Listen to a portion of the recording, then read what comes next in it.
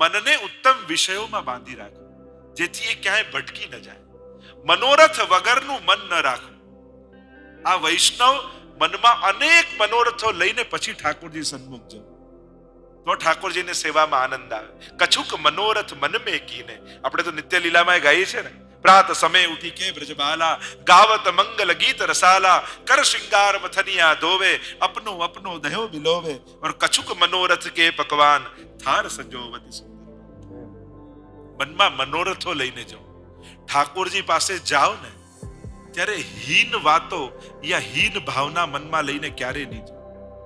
ઉત્તમ વિચાર અને ઉત્તમ ભાવો રાખી ઠાકોરજી સન્મુખ જાઓ. કારણ કે પ્રભુ જો તમારે તમારો મનોરથ પૂરો કરવો હોય ને, તો યોગ્ય સમય કયો? જ્યારે તમારું શરીર સેવામાં હોય, તમે ઠાકોરજી માટે, હરિગુરુ વૈષ્ણવની સેવા માટે દોડતા હો, અને એ સમયે મનમાં જે મનોરથ વિચારો ને એ બીજ બની જાય, અને એ સમયે વિચારેલો મનોરથ ઠાકોરજી ચોક્કસ પૂરો કરે છે. સેવા સમયમાં જે મનોરથ મનમાં કરો એ ચોક્કસ તમે કરી જોજો પ્રયોગ. જ્યારે તમે ભગવત સેવામાં છો અને ત્યારે મનમાં જે વિચાર કરો છો, એ લૌકિક હોય કે અલૌકિક, એ પૂરો ચોક્કસ થાય છે. કારણ કે તમારી ભાવની ભૂમિમાં ઠાકોરજી વાવી દે છે. અને એટલે પ્રભુ સન્મુખ જાઓ ને ત્યારે હું હીન છું, અધમ છું, ખરાબ છું, પાપી, આવા હીન વિચારો લઈને પણ નહીં જાઓ.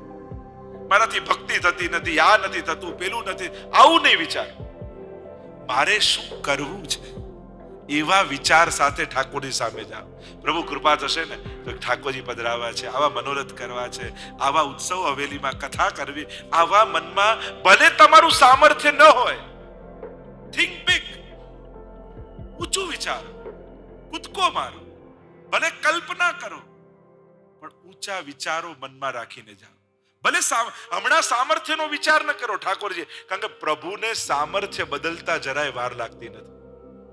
ભગવાનને તમારા સંજોગો બદલાવતા જરાય વાર લાગતી નથી. એટલે સંજોગોને વિચાર કરી ઊંચા વિચાર નહીં કરવા એવું પણ ન રાખો. ઠાકોરજી સામે છો ત્યારે ઉત્તમ વિચાર, મોટું વિચાર, તમારા કલ્યાણનો વિચાર ઠાકોરજી ચોક્કસ પૂરું કરશે. પ્રભુ પધારવાના હોય, આપણે કહીએ લક્ષ્મી ચાંદલો કરવા આવે ત્યારે મોં ધોવા ન જવાય, એમ ભગવાન જ્યારે અલૌકિક અને સત્કર્મ કરવાના અવસર આપે ત્યારે લૌકિકની વ્યવસ્થા કરવા ન જાય. એ તો ઝડપી જ લેવાનું. અમુક અવસર મળે તો ચૂકવાનું, કારણ કે અવસર બેર બેર નહીં આવે, મોકાઓ વારે ઘડીએ નથી મળતા. અને સારા કર્મોની તકો જ હોય છે. વર્ષો નથી હોતા, મહિનાઓ નથી હોતા, ઘડીઓ હોય છે, ક્ષણો હોય છે. જો પાપ અને પુણ્ય, સદવિચાર અને દુર્વિચાર, ક્રોધ તમે 24 કલાક કરી શકો ના? 2-5 મિનિટ. ઘણા લોકો કહે ને મને તો આમ 5 મિનિટ આવે પછી કાંઈ નહીં, પણ એ 5 મિનિટમાં બધું વિખેરી નાખ્યું એનું શું? આમ 5 મિનિટ આવે પછી કાંઈ નહીં, પણ બોમ્બ ફોડી દીધો, હવે શું થાય? બગાડવામાં 5 મિનિટ લાગે પણ સુધારતા વર્ષો નીકળી જાય. હા, આ તો પછી પડે ગાંઠ પડ જાય તો એ તો ગાંઠ પડી જાય પછી ગમે તેટલું સાંધવા જાય. ના ના, મારા દિલમાં નતું, બોલાઈ ગયું. દિલમાં હતું એટલે જ બોલાયું. આપણું લોજિક જ કહો, આપણે કે મનમાં નતું કહેવાય ગયું, એવું કોઈ દિવસ હોય જ નહીં. મનમાં હોય ત્યારે જ કહેવાય. એટલે 5 ક્ષણો જ સાચવવાની છે, વર્ષો નહીં. આ બધા સારા અને ખરાબ વિચારો ક્ષણોમાં જ આવતા હોય. બસ એ ક્ષણોને પકડી શકો છો, ક્ષણોને ટાળી શકો છો. જીવનમાં આ જ શીખવાનું છે, નાનું નાનું, મોટું નહીં. વર્ષો કોઈ બેસાડીને સાધના નથી કરવાનું. હિંમત હોય કોઈને ક્રોધ કરવો છે, કોઈ કે હા કરવો છે, તો 24 કલાક સળંગ કર તો કરવા દઉં, 5 મિનિટ નહીં કરવા દઉં. આપણે 5 મિનિટમાં સારું માન્યું, પણ એને શરત રાખવાની, તારે ગુસ્સે થવું છે ચોક્કસ થા, પણ 24 કલાક સળંગ કરવો પડશે, પણ એની તાકાત નથી. આપણે શું કરીએ, સારી સારી વસ્તુઓને બધી ટાઈમમાં બાંધીએ. સવારે 7 થી 9 સેવા કરવાની, 8 થી 9 માળા કરવાની, આ કરવાનું, આ કરવાનું, અને ક્રોધ 24 કલાક કરવા. એટલે સારી વસ્તુઓને ટાઈમ ફ્રેમમાં બાંધી રાખીએ અને ખરાબ વસ્તુઓને 24 કલાક છુટ્ટી મૂકી રાખીએ. તો ખરાબ વસ્તુઓને ટાઈમમાં બાંધી રાખો તો ક્રોધ કરવાની બધાને છૂટ, પણ સવારે 3 થી 4 માં જ કરવાનું. કોઈ જાગ્યું જ ના હોય એટલે પોતાનું માથું પછાડીને થાકી જાય. ચલો બધાને છૂટ. ખોટું બોલવાની છૂટ, ક્રોધ કરવાની, લોભ કરવાની, ઈર્ષા કરવાની બધી છૂટ. સવારે 3 થી 4 માં કરજો, કોઈ જાગ્યું ના હોય ત્યારે. તમે એ ટાઈમ ફ્રેમમાં બાંધી રાખો કે ચલો અઠવાડિયે ક્રોધ કર્યા વગર નથી રહી શકતા, તો ખાલી સોમવારે ગુસ્સો કરીશ, બાકી 6 દિવસ નહીં કરું. આવું ભાવે?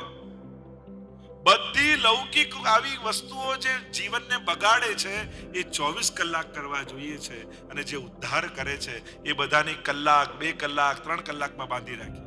બસ હવે તો 2 કલાક સેવાનો ટાઈમ પૂરો, હવે પાઠ નહીં કરવાના, હવે નામ નહીં લેવાનું, ટાઈમ પૂરો થઈ ગયો. તો એટલા માટે આ બધી દુર્ભાવનાઓને બાંધી રાખો સમયમાં, અને સદભાવનાઓને 24 કલાક, કારણ કે એ તમારો સ્વભાવ છે. તો એટલા માટે થોડી વાર જ કરું છું એવું કરીને પોતાની જાતને બચાવો નહીં. કરવો છે તો 24 કલાક કરીને બતાવો. ક્રોધ કરો છો, ચલો આટલું તો નક્કી કરો, જે વ્યક્તિ પર કર્યો એ વ્યક્તિ સુધી સીમિત રાખશો, એ જ ગુસ્સો બીજા ઉપર નહીં ઉતરે. આટલું નક્કી રાખશો. જે રૂમમાં તમે ગુસ્સો કર્યો, ડ્રોઈંગ રૂમમાં કર્યો, તો એ ગુસ્સો ડ્રોઈંગ રૂમમાં જ રહેવો જોઈએ, પછી કિચન, બેડરૂમ, બીજા રૂમ સુધી નહીં જાય, એની ખાતરી આપશો. જે ગુસ્સો કર્યો એ તારીખ સુધીમાં જ ખતમ થઈ જવો જોઈએ, 25 તારીખે થયો તો 26મી ન પહોંચવો જોઈએ, એ ગેરંટી આપશો. ચલો આપણે ક્રોધને થોડું વ્યવસ્થિત કરી દઈએ, કે એને પ્રોપર જગ્યાએ કઈ રીતે યુઝ કરવું એ નક્કી કરી દઈએ. કારણ કે આપણે નક્કી નથી કરતા ને એટલે ગમે ત્યારે કરી લઈએ છીએ. તમે એને નક્કી, કારણ કે જો ભક્તિ કરવાનું કેવું નક્કી કરી લઈએ છીએ કે આ ટાઈમમાં આટલા વાગે આ રીતે, તો ત્યારે જ થાય છે. અને જેને છૂટું રાખો ને એ ગમે ત્યારે આવી જાય. તો લાવો આપણે નક્કી કરી લઈએ ક્રોધ, લોભ, ઈર્ષા ક્યારે ક્યારે અને કઈ રીતે કરવી. એકવાર જો બેસીને નક્કી થઈ જાય તો પછી ચિંતા ન, અને ગમે ત્યાં વાપરી ન દઈ. બસ આ નાની નાની વસ્તુઓને, ક્ષણોને સાચવતા શીખી જશો તો જીવન બચી જશે. અને ક્ષણોને ન સાચો, ક્યોંકि લમ્હોને કી ખતા और સદીઓને સજા પાતી. ઘણીવાર ક્ષણોએ કરેલી ભૂલ વર્ષો સુધી ભોગવવી પડતી છે. ક્ષણોને સાચો. સુલભાજી અને વિદુરજી જુએ પ્રભુ પધાર્યા છે, પધરાવીને લાવ્યા. પધારો પધારો પ્રભુ. આસન બિછાવ્યું અને પ્રભુને પધરાવ્યા. બંને નીચે બેસી અને આમ હાથ કરી પ્રભુના મુખારવિંદની સામે ટગર ટગર ટગર ટગર. એક પાપણે બંધ થતી નથી. પ્રભુને થયું કે આજે ઉપવાસનો દિવસ લાગે છે. આવ્યો ભોજન કરવાને પૂછતા નથી. અડધો કલાક તો પ્રભુ બેઠા રહ્યા. ભાઈ કાકાજી એક વાત કહું. કહો ને પ્રભુ, અમે તો બેઠા જ છીએ આપની આજ્ઞા પાળવા. કાકાજી બહુ ભૂખ લાગી છે, ભોજન છે? અરે પ્રભુ, આજ તો અમારો મનોરથ હતો કે આપ અમારા ઘરે પધારો ને આપ ભોજન આરોગો.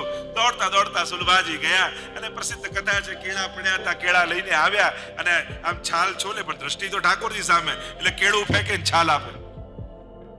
પ્રભુને થયું કે ગીતાજીમાં મારે કહેવાનું છે, પત્રમ પુષ્પમ ફલમ તોયમ યોબે ભક્ત્યા પ્રયચ્છતિ તદહમ ભક્તિ રૂતમ અસ્નામી પ્રયત આત્મનઃ. એવું ખાઉં છું તો લાવો બોલતા પહેલા પ્રેક્ટિકલ કરી લો. प्रभु छाल आलोकवा लगे. अरे विदुर जी ની दृष्टि पड़ी कि अरे सुलभा ये क्या कर रही हो, ऐसे प्रभु को आरोगाया जाता. लाओ लाओ મને આપ. છાલ છોરી, કેળું લીધું, છાલ ફેંકી. પ્રભુ આ આરોગો, આમાં આનંદ આવશે.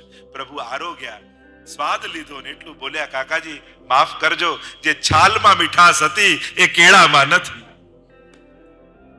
જે ભાવ સુલભાજીનો હતો. આપણે ત્યાં તો પદ્મનાભદાસજીની વાર્તા આવે ને, કઈ તતું ઘરમાં ભોગ ધરવા તો છોલે લેતા, એની ડગલી કરે, આ દાલ છે, આ ભાત છે, આ શાક છે, આ કઢી છે. અને પ્રભુ એ રીતે આરોગે. જે પ્રસાદ લે એને એ છોલેમાં એવો સ્વાદ આવે.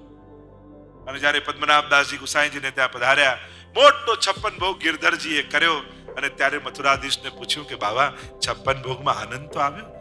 ત્યારે મથુરાધીશ એટલું બોલેલા કે આનંદ તો આવ્યો બાબા, पर वो आनंद नहीं आयो जो पद्मनाभ दास जी के छोला में आतो હતો. કારણ કે એનો સ્વાદ તો હજી મારી દાઢમાં રહેલો છે, મારી જીભમાં હજી એ સ્વાદ ફરે છે. અને આ 56 ભોગમાં હું પદ્મનાભ દાસજીના છોલે ગોતું છું કે જો એ છોલે મળી જાય તો જ મને ઓડકાર આવે. આ ભાવ પ્રસન્ન થયા છે પ્રભુ. આપણો મનોરથ તો વર્ષોનો હોય, પણ જ્યારે પૂરો થાય, જો મનોરથો તો ઘણા કરે, પણ ભાગ્યશાળી હોય ને એના મનોરથો ઠાકોરજી પૂરા કરતા હોય છે. ઉત્તમ મનોરથો આપણે કર્યા હોય, અને મનોરથ વગરનું મન રાખવું પણ નહીં. વૈષ્ણવે તો એનું મન મનોરથોમાં બાંધી રાખવું. જો ઠાકોરજી કૃપા કરશે ને તો આમ કરીશ. એક વર્ષનો એક મનોરથ વિચારો, 6 મહિનાનો એક મનોરથ વિચારો, 1 મહિનાનો એક મનોરથ વિચારો, અઠવાડિયાનો એક, જેથી એનું ચિંતન રહે. જેમ થાય કે ડિસેમ્બરમાં યાત્રા કરવા ભારતમાં જવું છે, તો આખું વર્ષ ચિંતન થાય ડિસેમ્બરમાં વ્રજયાત્રામાં જવું છે, વ્રજયાત્રામાં જવું છે. વર્ષનો મનોરથ એવો 6 મહિના ઠાકોરજીનો અન્નકૂટ જરૂર કરીશ, ઠાકોરજીનો આ મનોરથ જરૂર કરીશ. ચિંતન બને.